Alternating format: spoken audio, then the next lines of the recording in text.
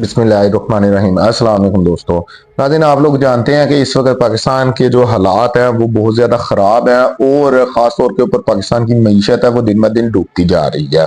अब होना तो ये चाहिए था कि दूसरे मुल्कों से कंपनियां पाकिस्तान आती, हमारी हुकूमत इस तरह की उनको सहूलतें देती कि दूसरे ममालिक की जो कंपनियां हैं वो भारी तादाद में पाकिस्तान आती और यहाँ पर इन्वेस्टमेंट करती ताकि लोगों को रोजगार मिलता, पाकिस्तान की मीशत कुछ बेहतर हो सकती।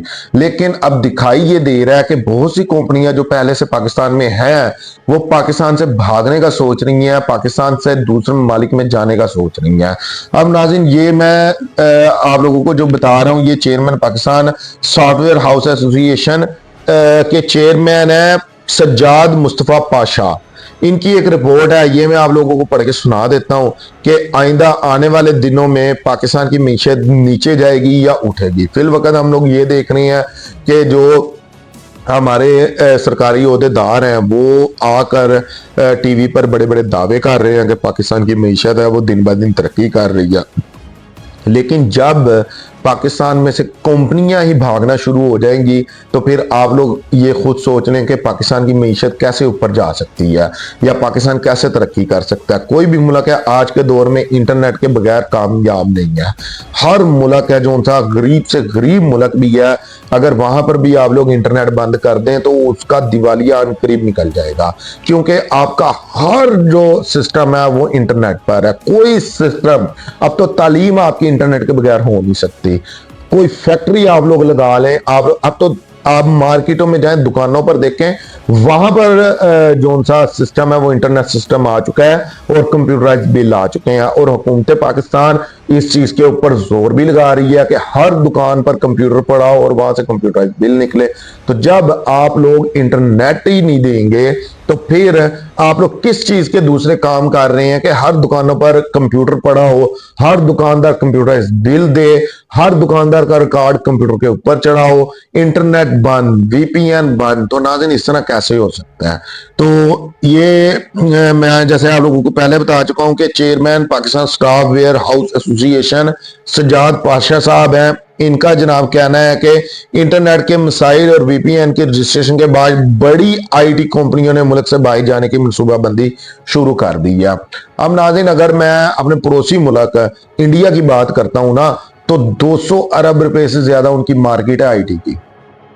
ठीक है, शायद ये मैं कम आप लोगों को बता गया हूं, अगर आप लोग अब का रिकॉर्ड चेक करें तो इससे भी ज्यादा होगी। और इस वक्त मुश्किल से पाकिस्तान की मार्केट पता है कितनी है?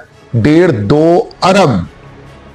उनकी 200 अरब डॉलर है, ठीक है, और हमारी 1.5-2 अरब डॉलर पर अभी तक ये पहुंची है चीज, वो भी मुश्किल से।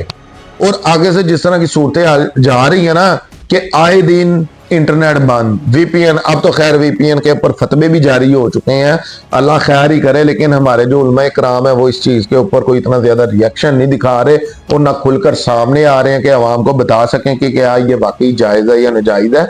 लेकिन खैर, मैं आपको सिर्फ इतना बता रहा हूं कि अब पूरी दुनिया है ना जो सी, वो इस चीज के ऊपर जोर कर रही है कि हमारा मुल्क आईटी में दूसरे मुल्क से ज्यादा आगे चला जाए। लेकिन हम कोशिश ये कर रहे हैं कि जो मुश्किल से अगर हम थोड़ा बहुत इसमें एंट्री हमने ली है ना, कुछ सोच समझ हमने आई है। क्योंकि मैं आप लोगों को बता देता हूं कि आप में से खुद कितने लोग होंगे जिनको इल्म भी नहीं होगा इस चीज का आईटी कहते किसी हैं। आप लोग अपने यार दोस्तों से पूछ लें, अपने रिश्तेदारों से पूछ लें, उनको इल्म भी नहीं होगा कि आईटी कहते किसी हैं, इसका काम क्या है। तो जो हमने थोड़ी बहुत अभी इसमें थोड़ी सी मामूली सी तरक्की की है ना, तो वो भी मुझको लगता है कि आने वाले दिनों में देखा जाएगा कि उसका लेवल भी कम होता जा रहा है। तो नाज़रीन, जियो न्यूज के मॉर्निंग शो जियो पाकिस्तान में गुफ्तगू करते हुए सज्जाद मुस्तफा सैयद का बताना था कि रजिस्टर्ड वीपीएन का मकसद है कि पीटीए ने एक सिस्टम बनाया है जिसमें हर यूजर ये बताएगा कि वो कहां से स्टैटिक आईडी ले रहा है, फिर पीटीए से इजाजत देगा या इस शख्स ने जहां पर जाना है इस एंड को रजिस्टर करेगा। दोनों एंड्स को करेगा या कम से कम एक एंड को रजिस्टर करेगा। इन्होंने अपनी बात जारी रखते हुए कहा, लेकिन इसका मसला ये है कि हमारी इंडस्ट्री ये कर ही नहीं रही और कर भी नहीं सकती, क्योंकि जब भी आप रजिस्टर होने जाते हैं तो आपको एक नया आईपी एड्रेस मिलता है और रजिस्टर होने में तकरीबन 8 घंटे का वक्त लगता है। इससे 30 लाख फ्रीलांसर्स मुतासिर होंगे और ये वो लोग हैं जो 100 से 200 डॉलर कमाते हैं। आप मतलब इसको जरब तकसीम दे लें कि 30 लाख बंदा हो और वो बंदा हो जो 100 से 200 डॉलर कमाता हो, तो ये बात कहां पर जाती है। तो इसके बाद नाज़रीन इनका कहना था कि अब इन्हें काम मिलेगा तो वो कहीं कहेंगे कि 8 घंटे इंतजार करें, पीटीए हमें इजाजत देगी तो हम आगे काम कर सकेंगे। तो फिर ऐसे हालात में तो कोई भी कंपनी इन्हें काम ही नहीं देगी। अब 8 घंटे का मतलब ये है कि पूरा दिन निकल जाना है, सारा दिन खत्म हो गया, फिर वो आएगा, कंपनी इजाजत देगी, आगे से कोई और काम आ जाता है वो निपटाएंगे, तो फिर उनको 8 घंटे इंतजार करना पड़ेगा। और इसके अलावा नाज़रीन इन्होंने कहना है, इन्होंने अपनी बात जारी इनका कहना था कि इसमें दूसरा मसला ये है कि जब आप वीपीएन के जरिए किसी गैर मुल्की कंपनी से काम करते हैं तो वो इस बात को यकीनी बनाते हैं कि बीच में कोई तीसरा फ्रीक ना हो। जब इन्हें मालूम होगा कि दोनों फ्रीकैन के अलावा तीसरी कुव्वत भी मौजूद है जो इन्हें देख रही है, तो वो फौरी तौर पर मुआहिदा कैंसिल कर देंगे।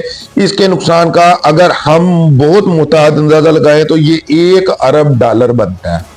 अब जाहिर सी बात है, आप लोग देखें ना कि दो लोग आपस में डील कर रहे हैं, उनके मामला तय हो रहे हैं, कंपनी के अपने भी राज होते हैं, उनकी सारी चीजें पर्सनल भी होती हैं, बहुत सी चीजें। तो जब एक कंपनी को पता है यार मैं अपने कस्टमर से या अपने मुलाजिम से बात कर रहा हूं, तो जब उसको इस चीज का अंदाजा होगा कि हमें तीसरा बंदा नहीं कोई सुन रहा। मैं छोटी सी मिसाल आप लोगों को दे देता हूं कि अगर कोई एक बंदा किसी मुलाजिम को अपने पास रखता है, ठीक है, वो उसको कहता है कि यार मैं तुमको 20,000 पे दूंगा, तो वो कहता है यार दूसरे मुलाजिम को ना बताना जरा, ठीक है, आपकी और हमारी आपस में पर्सनल बात है। अब मालिक को पता होता है कि मैं उसकी काबिलियत के हिसाब से उसको पे दे रहा हूं। अब मैं वो बंदा सारे लोगों को जमा कर ले, अपने दुकान के सारे वर्कर्स को जमा कर ले और कहे कि ये हमने नया बंदा रखा है, तो मैं जनाब इसको 20,000 पे स्टार्टिंग में पे दे रहा हूं। तो अंदर से पता नहीं कितने लोग तो वैसे नाराज हो जाएंगे उसके नाराज में, यार हमें तो रखते वक्त 10 दी थी, 12 दी थी, 15 दी थी। हाँ, कोई कहेगा हम इतनी देर के यहाँ पर जॉब करते हैं, हमें इतनी दी थी, तो ये जनाब नया आया इसको 20,000 पे दे। तो कहने का मकसद यही है कि ये जो काम करते हैं, खास तौर के ऊपर ऑनलाइन बिजनेस करते हैं, इनकी अपनी सारी जो सी डीलिंग होती है, या आप लोग कह लें इनका एक असूल होता है। तो जनाब अब जब उनको ये होगा कि हमारी सारी चीजें लीक हो रही हैं और वो किसी दूसरी कंपनी के पास भी जा सकती हैं, वो कंपनी भी हमारा तरीका अपना सकती है, तो फिर वो किस तरीके से किसी के साथ डील करेंगे। तो ये $1 अरब का नुकसान है, ठीक है। तो चेयरमैन पाशा का कहना था कि पहली बात तो ये है कि वीपीएन की रजिस्ट्रेशन का तरीका पाकिस्तान में काबिल अमल है ही नहीं, लेकिन अगर आप ये कर भी लें तो कौमी सलामती के मसाइल पर भी फिर भी हल नहीं हो सकते, क्योंकि अगर कोई शख्स दहशतगर्दी कर सकता है तो वो वीपीएन रजिस्टर भी करा सकता है। हमें इसकी नीयत का तो नहीं पता कि वो 6 महीने बाद या साल बाद क्या करेगा।